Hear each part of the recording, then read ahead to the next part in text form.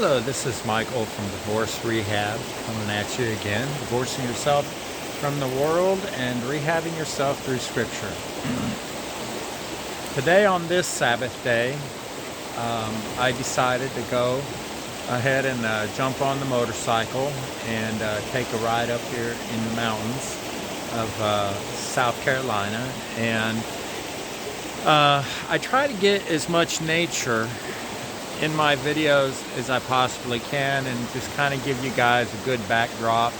And as you can see behind me, well, we're here at another stream. So I'm going to go ahead and give you guys a little bit of a view of what I'm looking at here today and where I'm going to be filming.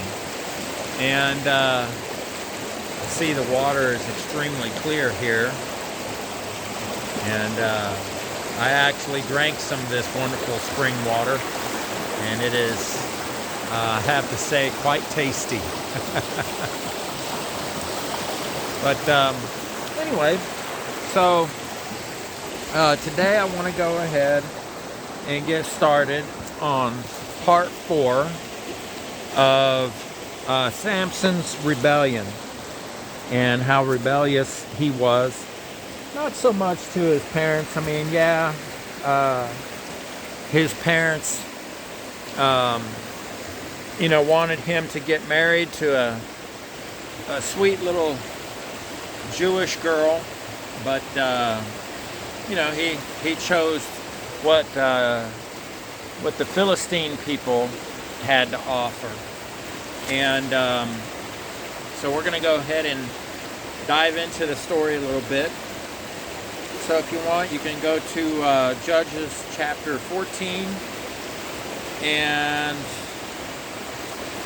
we're going to go with verse 5. And I'm reading out of the New King James Version. And it says, "So Samson went down to Timnah with his father and his mother, and came to a vineyard in Timnah." Now, apparently, Samson had already been there, or the family and him had already been there, and they were, immersing themselves in the culture, getting familiar with, the other people that basically Samson was joining the family to become one big family. And unfortunately, like so many of us as Christians, we think that we can join ourselves to the world and have a happy ever after life. But, Jesus calls us, or Yeshua HaMashiach calls us out of the world. But here we have Samson now introducing his mother and his father to this other culture and this other family. And like so many family members, unfortunately, especially family members that are put in positions of leadership, they unfortunately will introduce other family members to other cultures or other ungodly things. And that's what I see going on here in this situation. And so Samson went down to Timnah with his father and his mother, and came to a vineyard in Timnah. Now, to his surprise, a young lion came roaring against him. Now, apparently Samson was alone with himself, out for a walk. Who knows, what was going on. But it says that the lion surprised him. So if you know anything about how lions hunt, they like to stalk their prey. And sometimes they use the roaring to startle their prey, which causes their prey to freeze for a second in fear. And that gives the lion an advantage. And it says here that Samson was surprised. He didn't know that the lion was, stalking him. And so probably a combination of surprise and maybe a little bit of fear and just, surprise, the Spirit of the Lord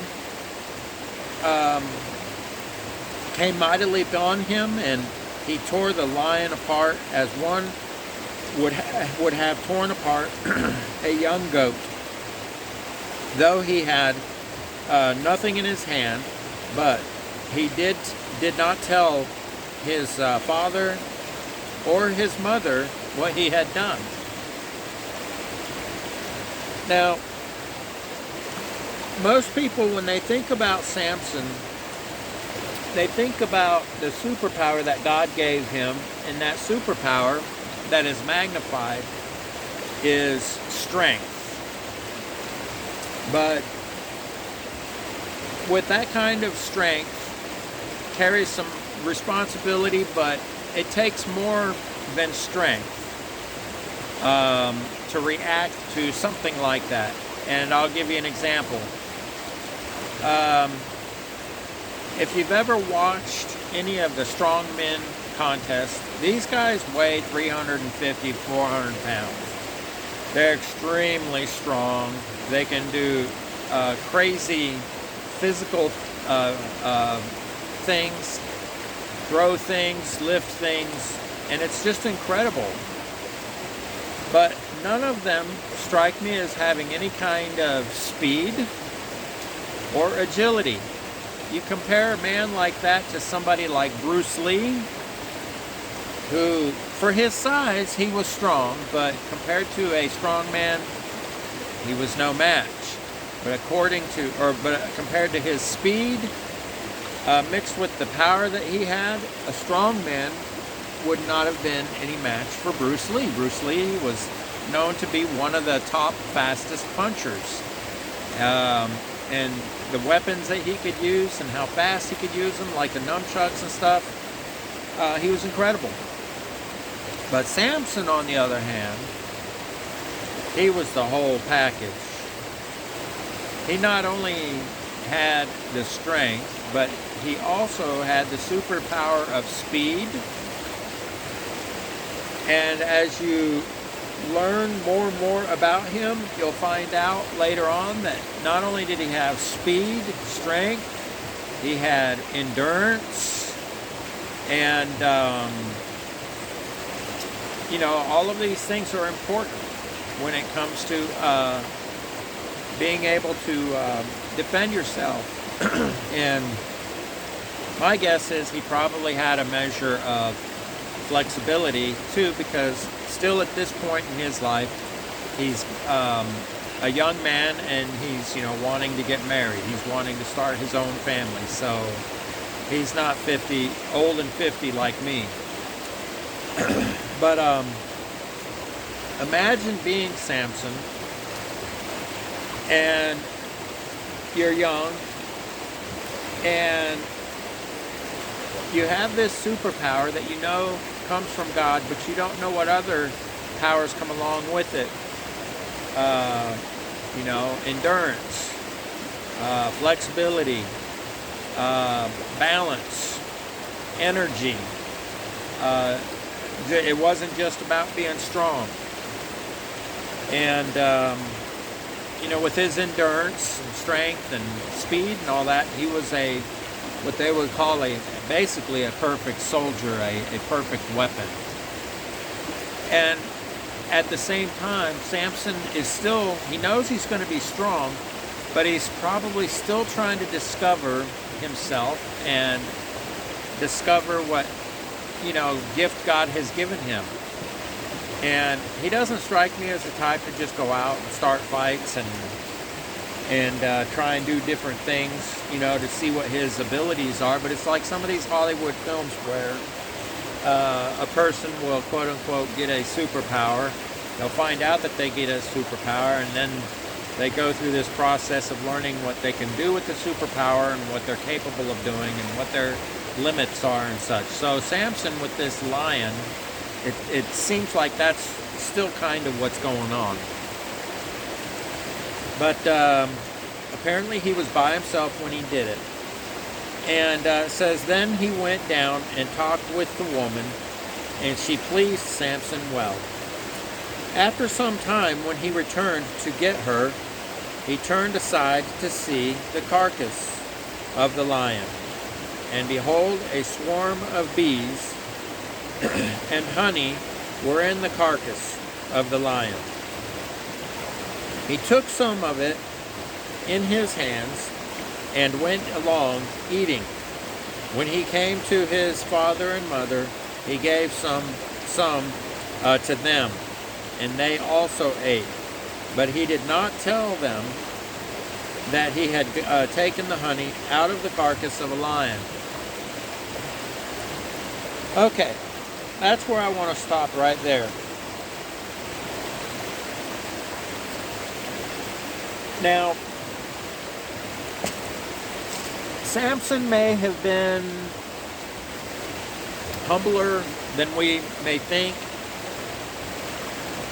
Maybe he was trying to keep his strength a secret.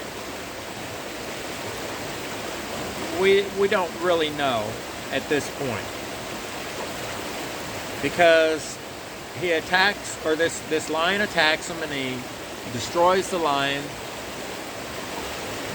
but doesn't tell his parents. I don't know how many of us would have the restraint to do the same thing, where, you know, if a lion or some creature much stronger, much bigger than the average human being attacks me, and it's a young lion, and I somehow, some way figure out how to rip it to shreds, I'm going to tell some people. Not so much maybe because I'm bragging or anything, but just, you know, I mean, that's a real heck of a story. And maybe he didn't tell them because he didn't want to hear his father condemn him for being a liar, you know, because I mean, that does seem kind of ridiculous, you know, that a lion, you know, comes out of the bushes and attacks you, and you just, you know, tear it to shreds. And so maybe he didn't want to be accused of being dishonest or a liar. But then, you know, later on, Samson comes across the carcass, and this is where Samson begins to sin again and become rebellious against God. He not only takes the honey from a dead carcass of a lion, which is an unclean animal, which in Leviticus, or in the 5 books of the Bible, the first 5 books, the Torah, teaches that you're not supposed to touch an unclean animal, let alone a dead carcass, okay? But not only that, he pulls honey out of the dead carcass, thus making the honey that is pulled from a clean or unclean animal unclean. Now, you can argue with me if you want to, but here's the thing. If you study anything about how the tribe of Levi lived, and that they were responsible for teaching the people of God, you will find that no Levite would have done that. And being that his parents knew a little something about Torah, and that's clear in the sense of the angel telling them, you know, how to do the Nazirite vow, and you know, the parents are telling him, you know, can't you find yourself a sweet little Jewish girl? You know, so they knew some things about the Torah. And again, you know, he's dragging his family along with him into a state of rebellion. Now, there's nothing wrong with visiting or, you know, talking to non-believers, even pagans. But you don't join hands with them. You don't marry into their families and become, you know, part of the community, like Samson is trying to do, coax his parents into doing. But he adds sweetness to the whole act by giving them some honey and giving them some honey out of an unclean animal. So this is just one more act of disobedience that Samson has committed before God and before man. And it's amazing how even in today's society, we don't want to look at this hero and see that he's really done anything wrong. But the behavior and the actions that he was taking that were leading up to his destruction was one step at a time, one act of disobedience, to the point where in his pride and in his disobedience, God allowed him to be conquered by his enemies. And so let Samson's story continue to teach you and be a warning to you. Sin is sweet and it's tasty and it's fun, but it's also deadly. And with that, I'm going to close this up. And I hope you guys are enjoying these videos. I don't have a very big subscriber base. I don't even have a large viewing audience. And I can be like so many people who say, you know, hey, subscribe, share, you know, and things like that. But these videos are for certain people, a certain kind of people that are looking for something different. And I don't do these videos with the intention of making big money or anything like that. I just, you know, want to share with people.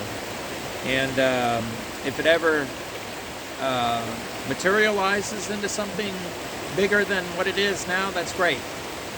But most importantly, I just want you to comment. Let me know whether or not the encouragement is helpful to you, and maybe give me some tips on things that I could do differently.